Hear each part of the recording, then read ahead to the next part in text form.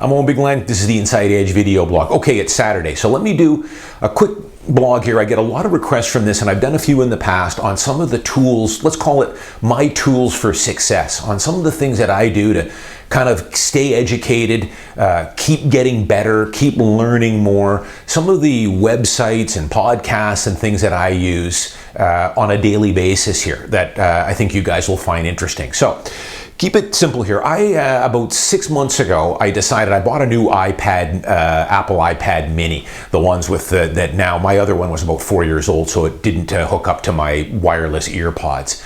But I've always kept an iPad that I strictly use for education, tools for me getting better. And on there are links to a lot of different investing websites like Seeking Alpha that I've talked about, Canadian Couch Potato, which I recommend. I've got some newsletters that come in from various places, Wall Street Journal and BNN. But then I also have some of my favorite podcasts on there that I follow pretty continuously. So I like the Tim Ferriss podcast I've talked about a lot.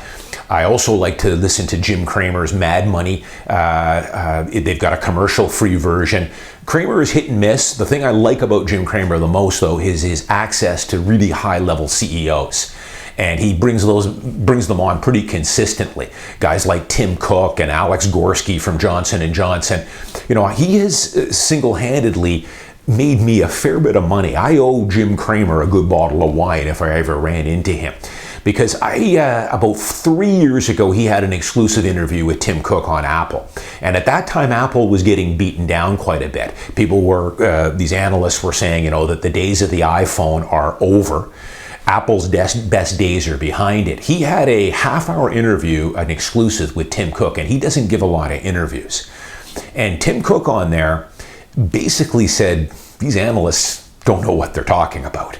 They wouldn't know how they're talking about what they're talking about because they're not on the inside of the company like I am. Without giving away too much, he subtly was talking about some big things that they had in the pipeline. Jim Cramer has always been a big advocate of Apple. He always would say, buy it, don't trade it, just hold the damn thing.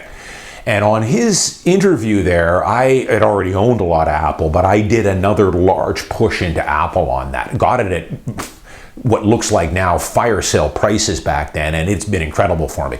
The same thing I can think of with the CEO of McCormick, the spice maker. I've owned that for a long time, but he had a great interview with him a few years ago after they did a merger with buying French's Mustard and Frank's Red Hot.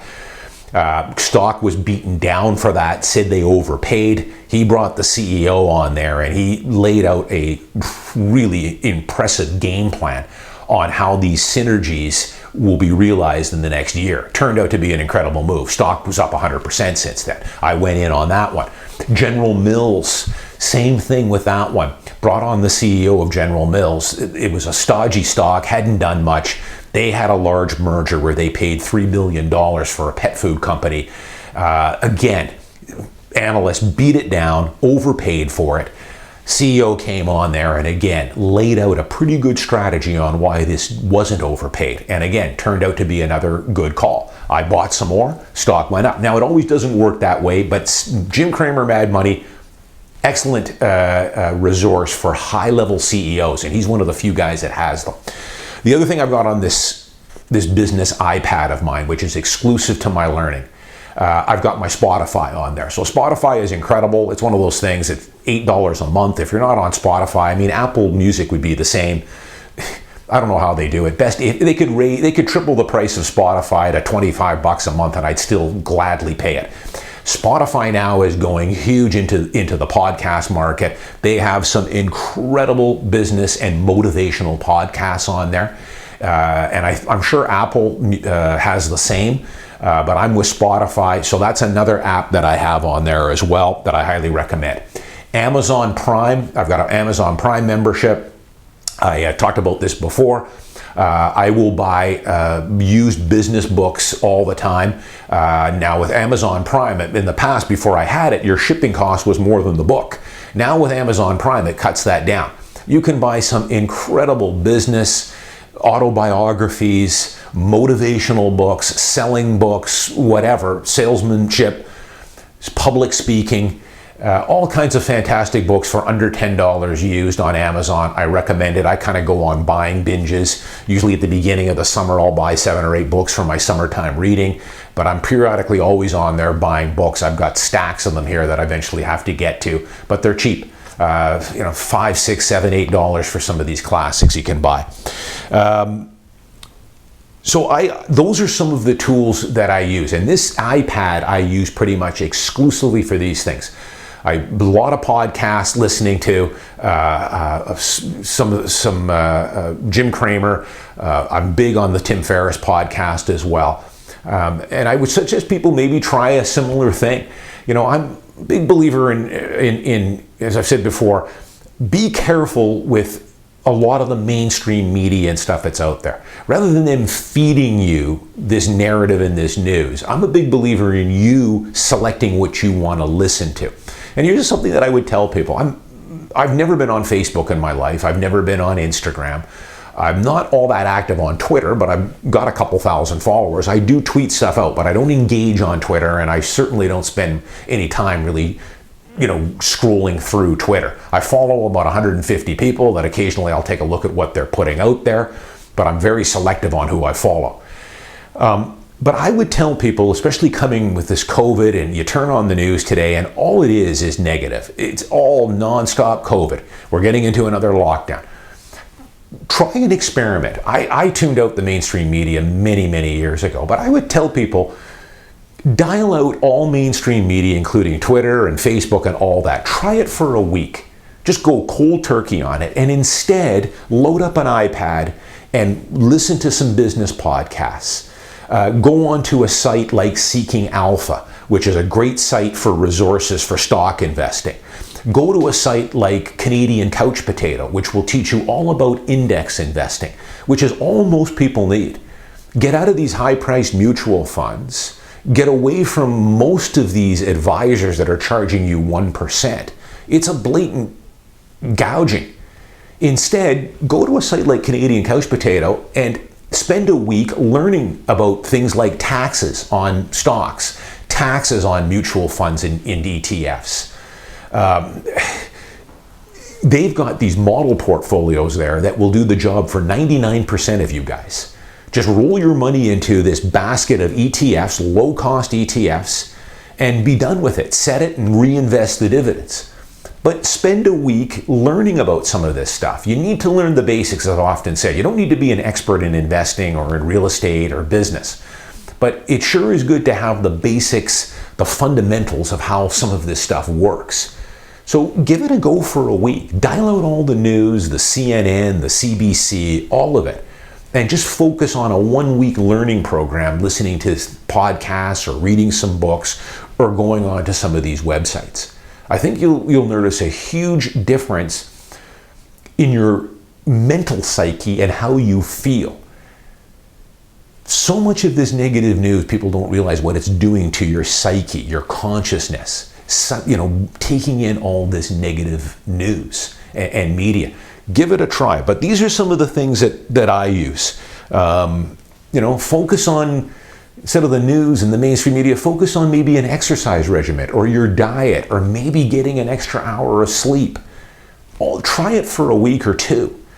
I think if you try it, usually do these kind of things for about 6 to 12 weeks, it becomes habit, and then you never go back to it, is what I find. And it's all in the news, of course, people. The wealth gap is widening here, especially with COVID. The negativity, the anger, the frustration is at a fever pitch, and it's probably going to get worse this winter. We might get further restrictions and lockdowns. So it is a unprecedented tough time we're going through, and that's why I suggest people tune out the mainstream media here for a bit. Focus on you and getting better. Get your mind off this. I tell you, in my downtime now, I don't like to even scroll a lot of TV because it's all COVID. Instead, I'll watch a movie or a documentary on Netflix or Amazon Prime. Get your mind off a lot of that stuff. Try it for a few weeks and see how you feel. I bet you'll sleep better, you'll feel better, you'll have more energy, you'll just have a more optimistic mindset. But on one of these podcasts I've been listening to, a few of them, this is a reoccurring thing that I've had a few people say. I think Tim Ferriss he's always bringing on psychologists and sports psychologists talks a lot about your mental focus and things like that. But this has been a reoccurring thing that I've had a few people mention here, and I thought I would. This guy, the last guy that I heard, and I've heard variations on this. People are struggling, others are rising. And I've talked about it many times on my blogs here over the years. But he simplified a simple thing here, and it is oversimplified. There's so much going on here with COVID and everything else, and why some people are moving up and other people are falling further behind. But he had a simplified version of it. He says basically there's two types of people. And he said that the one type, their primary setting, he calls it, a setting. So that's your, just I guess your overall mindset, your outlook, your attitude.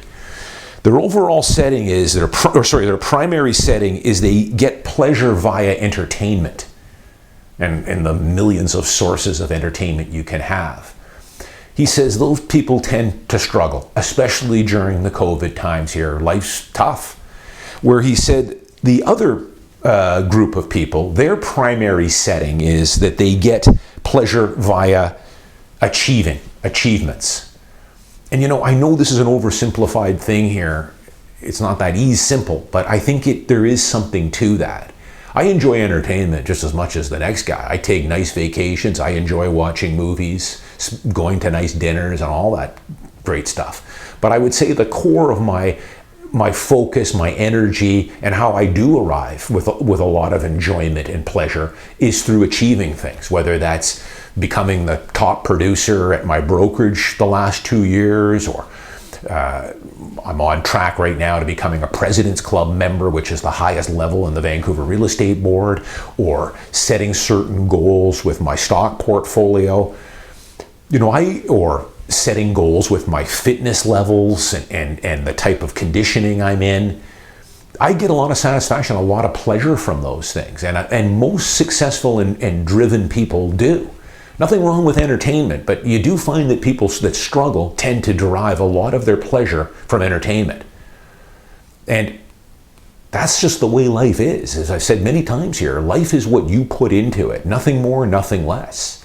If you're going to work hard, put in the work, put in the discipline, good things will come to you. I guarantee it. The problem is that they won't come overnight.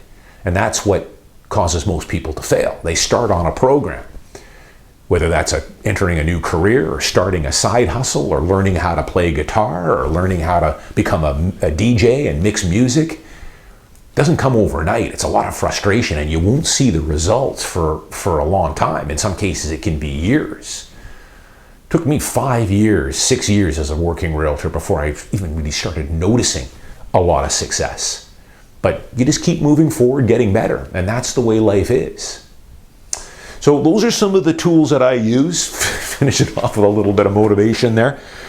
Some of the tools that I use. There is such a wealth of information out there right now that is free. I wish I had some of this stuff back 20, 25 years ago, which you don't. That's why I tell people the bar is low. And as a matter of fact, success now in a lot of ways, I think, is much easier than when it was 25 years ago when I was first starting to move up the ladder.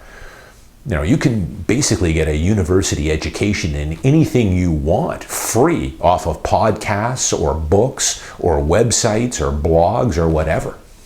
But rather than get the news feeded to you, turn the page, put together an iPad here that is the stuff that is you're going to seek out, that you're interested in wanting to get better at. Give it a go. Try it for a week or two.